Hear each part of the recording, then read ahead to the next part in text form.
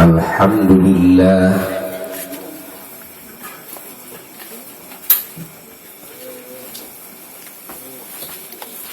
alladzi arsala rasulahu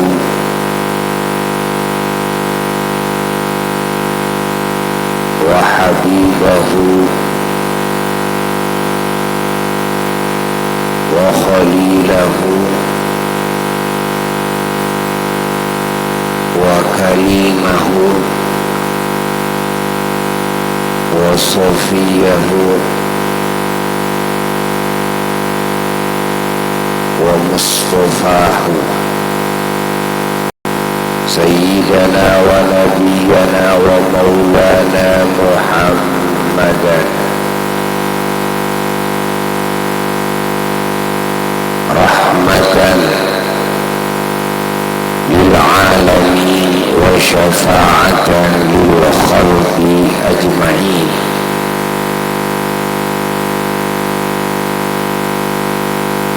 Wa ashhadu an la ilaha illallah wahdahu la syarika lah wa ashhadu anna sayyidana wa nabiyyana Muhammadan abduhu wa rasuluhu wa khatimu anbiyaihi fala nabiyya ba'dah. Allahumma salli wa sallim wa barik ala sayyidina Muhammad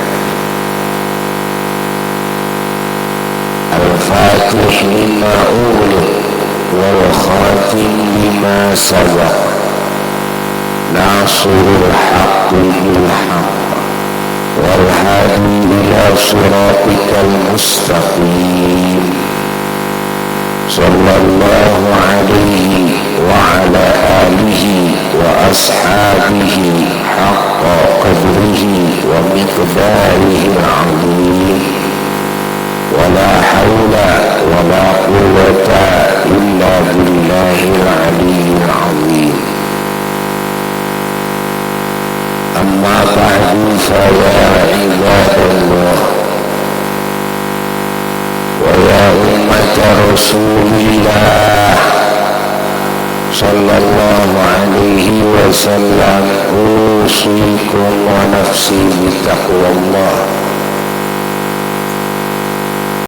wa tibai rasulillah sallallahu alaihi wasallam la'allakum tuflihun wa tanjahun wa taslamun wa tus'adun wa tukramun fid dunya wa fil barzakh wa fil akhirah.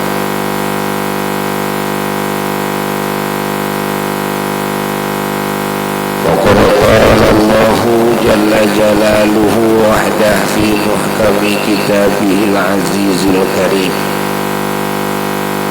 A'udzu billahi minasy syaithanir rajim. Bismillahirrahmanirrahim. Wa ma arsalnaka illa rahmatan lil alamin. Shadaqallahul aliyyul azim. Hadirin hadirat rahimakumullah, mustami'in mustami'at al-kiram, ikhwan, para pecinta, pengagum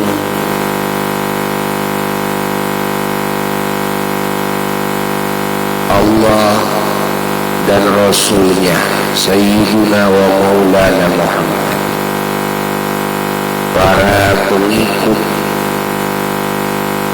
ajaran Allah dan ajaran Rasulnya Sayyiduna wa Maulana Muhammad, yang merindukan Allah dan merindukan Rasulnya Sayyiduna wa Maulana Muhammad. minimal yang masih belajar, walaupun masih banyak kekurangan, masih banyak kesalahan, tapi dengan keinginan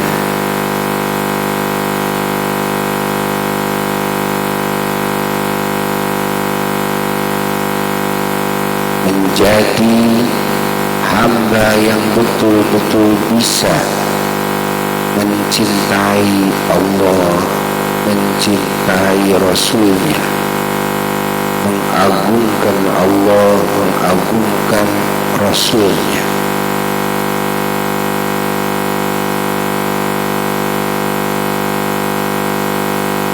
Mengikuti ajaran Allah dan ajaran Rasulnya Sayyiduna wa Maulana Muhammad.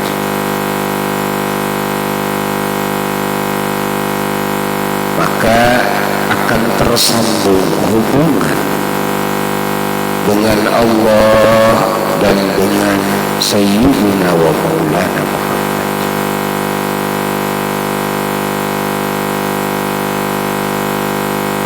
Beruntunglah orang-orang yang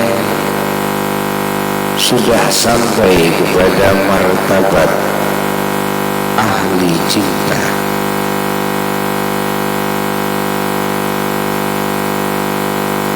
ahli ta'zim, yakni mengagungkan, ahli ta'at.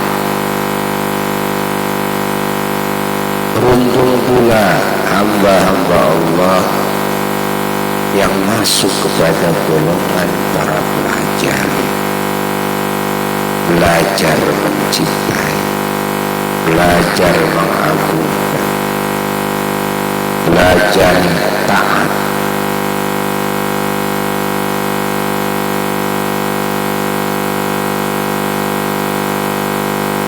Sungguh bahwa kelompok yang masih belajar lebih banyak daripada yang sudah sampai kepada martabat keahlian. Dan ketahuilah, tidak mungkin bisa sampai kepada martabat keahlian kecuali melalui proses belajar.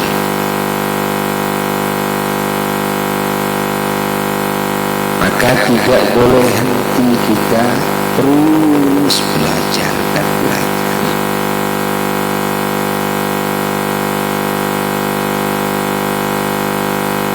Kumpulan kita ini yang agung ini adalah kumpulan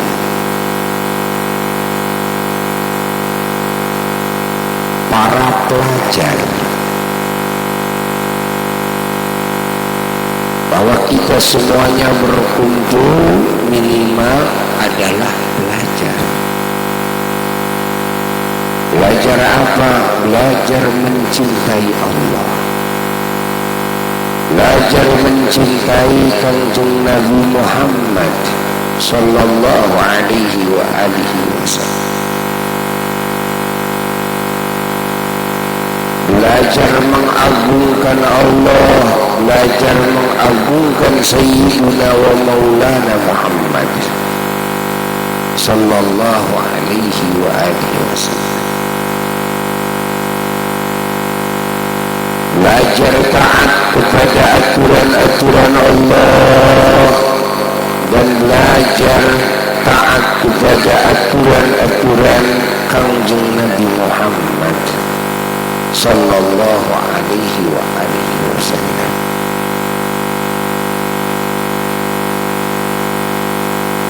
Belajar mengenal Allah, belajar mengenal Kanjeng Nabi Muhammad sallallahu alaihi wasallam. Belajar mengingat Allah dan belajar mengingat Kanjeng Nabi Muhammad sallallahu alaihi wasallam. Belajar taqarrub, yakni mendekati Allah dan mendekati Sayyidina wa Maulana Muhammad sallallahu alaihi wasallam.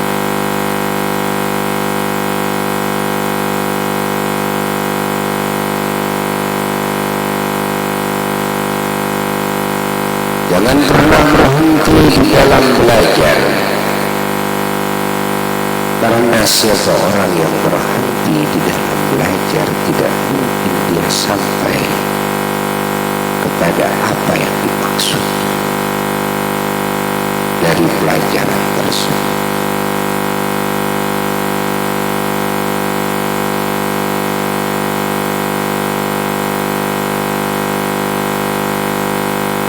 Segala hal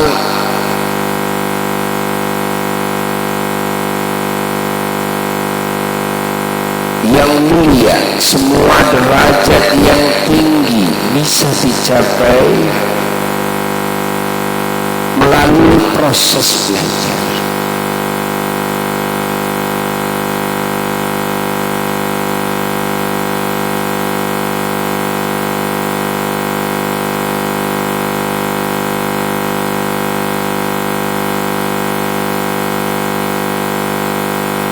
Baik dalam urusan ukhrawiyah maupun urusan dunyawiyah.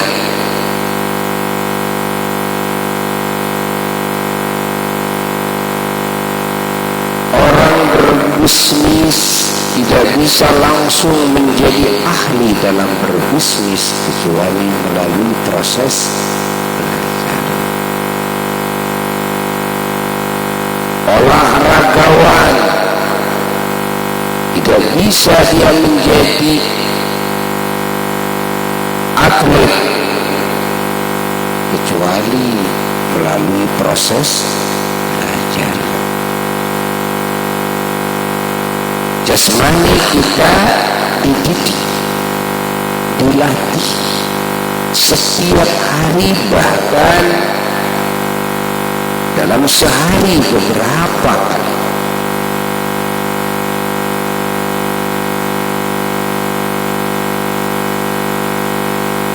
Kita mau jadi atlet apa saja,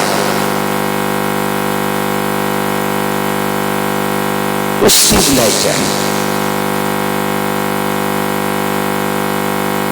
Jangankan yang susah-susah, yang resikonya tinggi, yang gampang-gampang pun mesti belajar.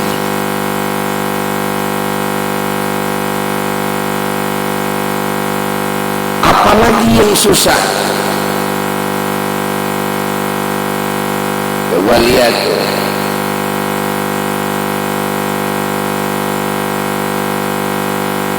Belajar senam lantai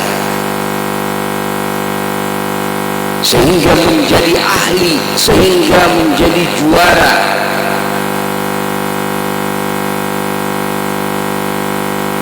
Sehingga mendapatkan medali. Kalau kita telaah, mereka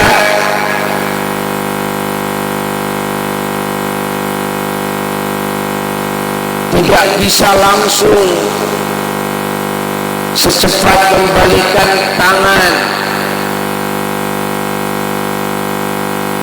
menggapai derajat yang tinggi di dalam kedudukan olahraga apapun, kecuali melalui prosesi pembelajaran, pelatihan yang kontinu, membutuhkan waktu yang tidak sebentar. Bahkan ada yang belajar dan berlatihnya bertahun-tahun. Bahkan ada yang belajar dari kecil. Bahkan ada yang dididiknya dari bayi. Dan kebanyakan para atlet-atlet yang hebat-hebat itu, begitu dilihat dalam sejarah pendidikannya dan sejarah belajarnya, ternyata dari kecil sekali. Jangan dikira mereka mendapatkan keistimewaan tersebut tanpa melalui proses belajar yang panjang.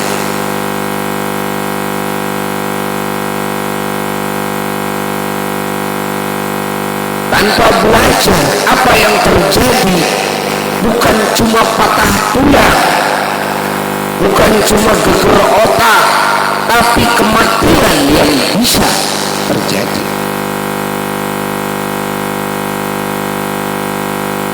Ayo cobain senam lantai tanpa belajar dulu. Apa yang terjadi bukan cuma patah tulang dan geger otak, tapi bisa terjadi kematian. Salah sedikit, salah caranya, kecelakaan yang terjadi.